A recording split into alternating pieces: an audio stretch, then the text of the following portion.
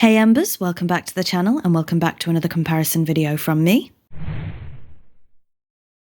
So in today's episode we're going to be looking at the differences between the PSP and the Nintendo DS versions of Pirates of the Caribbean Dead Man's Chest. Now, as we've seen in this series, sometimes there are quite noticeable differences and sometimes there's not many differences at all. So let's see where Dead Man's Chest ends up on this list. So here we have the front of the PSP version.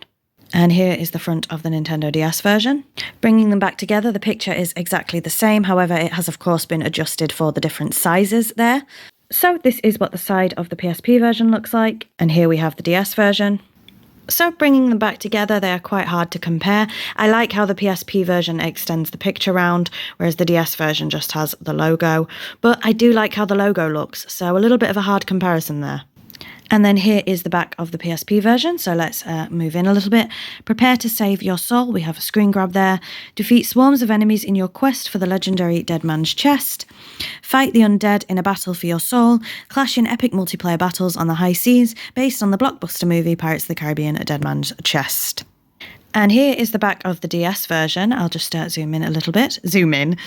And there are some quite noticeable differences here, actually, so I'm going to bring them back and we'll look through them.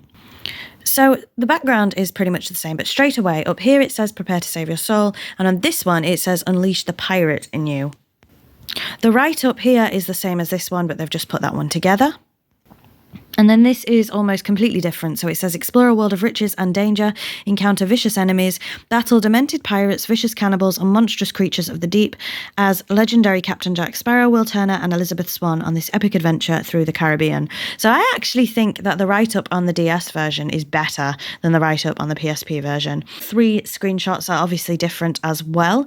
So I'm not sure if it's entirely the same game or a different game. I honestly do not know.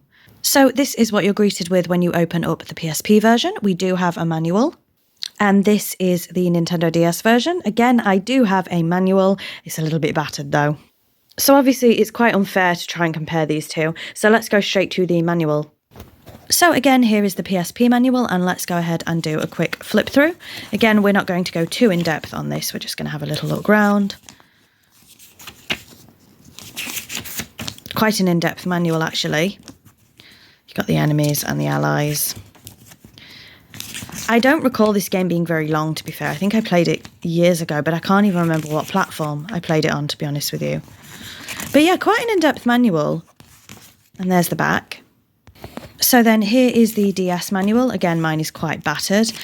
And this actually looks pretty in-depth for a DS manual. A lot of the 3DS, as we've discovered during this series, they put the manuals on the DS itself, so you didn't get a physical manual.